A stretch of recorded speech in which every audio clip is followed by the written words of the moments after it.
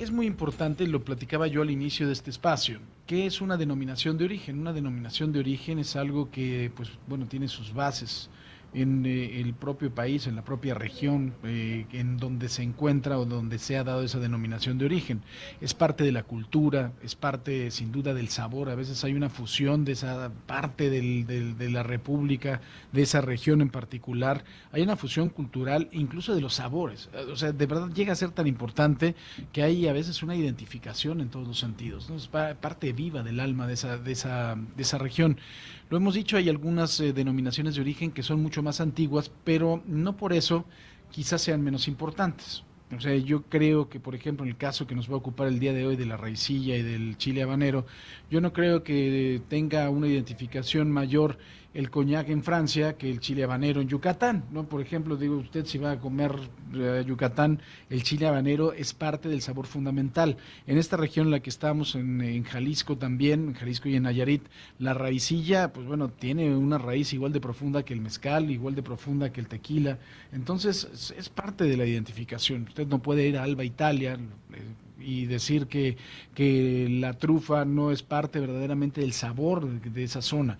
Y ha habido de verdad una identificación muy importante. Para lograr una denominación de origen, en nuestro país se necesita primero una NOM, que es una norma oficial mexicana, y esa norma oficial mexicana lo que hace es de alguna forma tener o sentar las bases de los requisitos para que después haya un trabajo diplomático del propio país y esta denominación de origen sea reconocida por las demás naciones.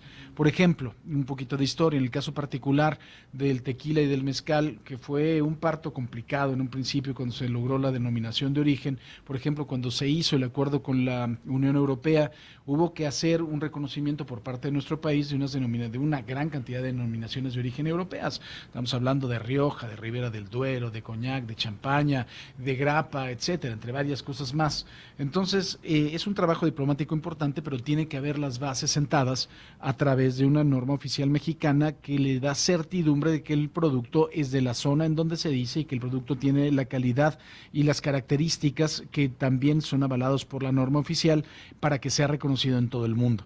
Una vez dado este rollo de explicación, pero que es importante para que usted lo entienda, vamos a nuestro asunto. Está con nosotros Álvaro Fernández, que es del Consejo Promotor de la Raicilla. ¿Cómo estás, Álvaro? Bienvenido. ¿Qué tal, Paco? Muchas gracias por el espacio que nos dan. Y gracias también a Juan Carlos Ledón, que es del Consejo Peninsular para la Regulación del Habanero. ¿Cómo estás, Juan Carlos? Muy bien, Paco, muchísimas gracias por el espacio. A mí me gustaría que habláramos un poquito de lo que es la denominación de origen y que habláramos un poquito de cada uno de estas denominaciones en particular.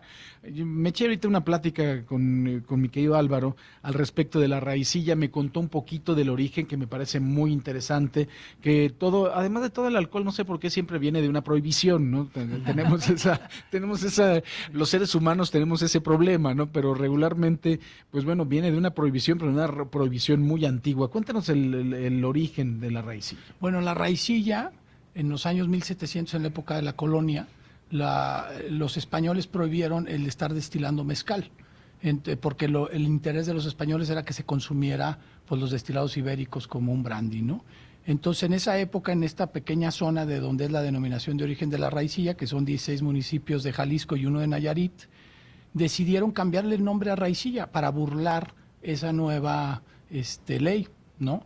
Entonces, desde 1770 se tiene vestigios de que se le llama raicilla a ese destilado que llevamos a cabo con 5 especies de agave que son endémicas de la zona. A ver, ¿cuáles son? Porque eso es interesante. Mira, te voy a dar los términos científicos, que es maximiliana, agave inaquidens, agave valenciana, agave rodacanta y agave agustifolia, que son las que se encontraban en la zona y con ese preparaban, bueno, destilaban la raicilla en aquella época y hasta el día de hoy. Una de las cosas que me llamó muchísimo la atención es que son municipios de alguna forma alejados, pero hay 2 tipos de destilación de la raicilla. Así es, así es. Lo que pasa es que la raicilla tiene, en su historia, tiene una forma de hacerse con influencia asiática y otra con influencia arábiga. Los españoles en aquellos tiempos traían esclavos asiáticos y los asiáticos no aguantaban el frío de la montaña, entonces se quedaban en la costa. Entonces ellos enseñaron a los pobladores a destilar de la forma asiática, que es muy parecida al mezcal en hornos de pozo y con destilador filipino. Y en la parte de la sierra hubo más influencia de destilación como la traían los españoles, que los españoles la heredaron de los árabes. Y es más parecido al tequila. Es hornos a superficie y destiladores arábigos. Ahora, los filipinos entonces también es el horno también de hoyo, De también hoyo. es con leña, etcétera. Así es. De hecho, los dos tipos, tanto raicilla de costa como raicilla de sierra, artesanalmente se calientan con leña. Eso es bien importante porque creo que uno de los puntos distintivos de la raicilla es eso, ¿no? Su manufactura muy artesanal. Sí, de hecho, en la norma se ha cuidado muchísimo que se mantenga esa manera artesanal con procesos más limitados, aparte de que la denominación es pequeña, entonces evitando que nos vayamos hacia procesos muy industriales y de super altos volúmenes, porque estamos convencidos que parte del sabor y la esencia de la raicilla es esa producción pequeña y donde interviene mucho la mano del hombre. Oye, a ver, a mí me llama mucho la atención cómo poder coordinar, por así decirlo, una denominación de origen que además de todo viene soportada por una norma cuando tienes esa fabricación tan artesanal, cuando es más complicado hacerla a gran escala. Me estabas tú comentando algo que también es muy interesante. Hablas de productores que hacen 200 litros. No sé si 200 litros es muy poquito y verdaderamente es una calidad muy especial. A ver, yo quisiera, sobre todo, hablar más de la denominación. La importancia de una denominación es sacar un producto de una región al conocimiento del resto de la población o de los posibles consumidores, ¿no? Pero la búsqueda principal de la denominación es que genere una mejor economía en la zona y que esa gente se quede ahí y tenga un producto que sea más comercial, ¿no? O sea, más conocido y se abran los canales de comercio, ¿no? Hoy en día nuestros productores en promedio anualmente producen 3, 4 mil litros, son muy pequeños, pero eso también nos enorgullece porque hacemos un producto pues muy cuidado, muy de la mano, ¿no? A diferencia de otras bebidas alcohólicas en México, pues nosotros tenemos en la norma normado destiladores de no más de 3,000 litros. Eso nos ayuda también a conservar Pues ese va a ser el sabor. tope. Ese es el tope, destiladores de 3,000 litros. Digo, no hay tope en la cantidad de destiladores, Claro. pero creemos que un destilador mayor nos puede cambiar mucho el sabor y la esencia del producto. Esa es una gran pregunta. Yo veo y tengo aquí 2 botellas, una es de Tres Gallos y la Sí. otra es de ¿qué? El Del- Acabo. El Acabo. Yo lo veo como podría ser un mezcal, podría ser un tequila. ¿A qué sabe la raicilla? Yo sé que te estoy haciendo una pregunta muy mula, pero ¿a Sí. qué sabe la raicilla? Bueno, sí tenemos dos sabores muy distintivos y los puede reconocer el de sierra y el de costa, porque los hornos de pozo dan mucho sabor al ahumado, porque las piedras volcánicas del horno de pozo transmiten después todos esos aromas de la madera a la piña que luego al final se ven reflejados en el producto final. Y la raicilla de costa son hornos a superficie que son de adobe, de ladrillos, y el ladrillo no tiene tanto esa capacidad de absorber ese ahumado y luego transmitirlo. Entonces, la raicilla de sierra es más sabores, como te diré, menos ahumados, y la de costa muy ahumados, ¿no? Pero también tenemos muchos sabores muy herbales, ¿no? Porque también el proceso, como no es muy industrializado,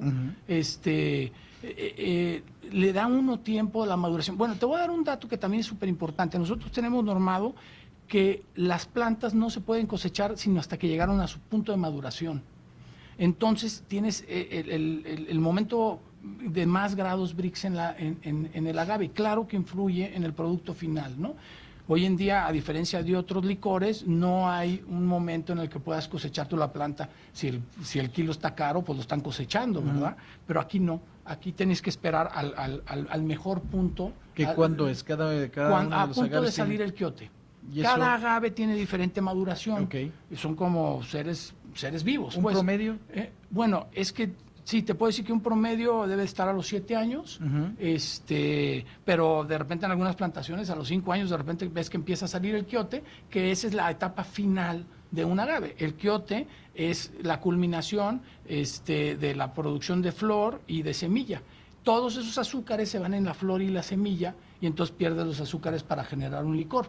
Entonces lo que haces es capas el quiote y todavía tienes unos 6 meses. Y la planta por naturaleza, después de enquiotar, tiende a morirse porque ya se va a reproducir con esas semillas que procreó. Claro.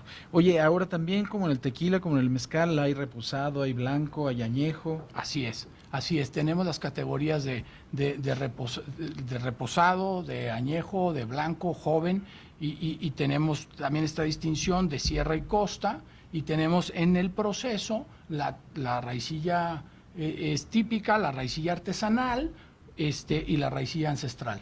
Oye, una de las cosas que también me llama mucho la atención, y ahorita que estábamos hablando toda proporción causada, toda proporción guardada, perdón, pero estábamos hablando de la desgracia que está sucediendo allá en Coahuila, de la mina, se utilizaba un poco la raicilla para estos efectos de los mineros, y se ha utilizado, bueno, no solo la raicilla, ¿no? Se ha utilizado la marihuana, etcétera. Sí, sí, sí. Bueno, es que en la época de la colonia, pues los españoles venían principalmente por oro, ¿no?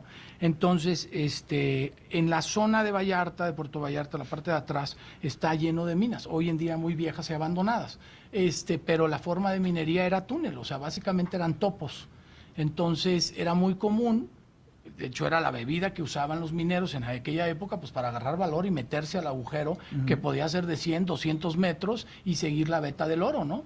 Entonces, digo, en aquella época no hay el conocimiento hoy de los destilados y tomaban una raicilla, le llamamos en el gremio con puntas y colas, que son donde vienen los metanoles. Lo que uno toma son los alcoholes etílicos y hay que separar los metanoles. Pero los metanoles que te hacen daño también te hacen volar, pues, o sea, te dan ese valor que uno nunca tendría para meterse en un agujero, ¿no? Claro. Entonces la tomaban mucho antes de aventarse al hoyo. Oye, si hoy en día quiero comprar raicilla, ¿en dónde la puedo encontrar? Y te estoy haciendo una pregunta del común de la gente que nos está escuchando. Sí. Hoy en día, te voy a ser bien honesto, estamos haciendo todos los esfuerzos para que nos tomen en cuenta las grandes distribuidoras y comercializadoras.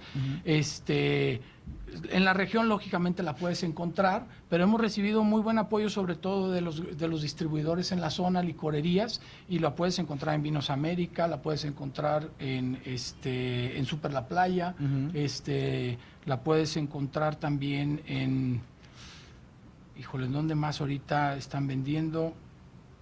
Sobre todo en licorerías locales, ¿no? Pues, pero si usted Sí. va, por ejemplo, a una de las grandes licorerías que son cadenas nacionales, pida raicilla para que Sí, para que nos echen la mano. y empiecen genere a pedir. mercado, ¿no? Sí, Genere claro mercado. que sí. Yo creo que es importante.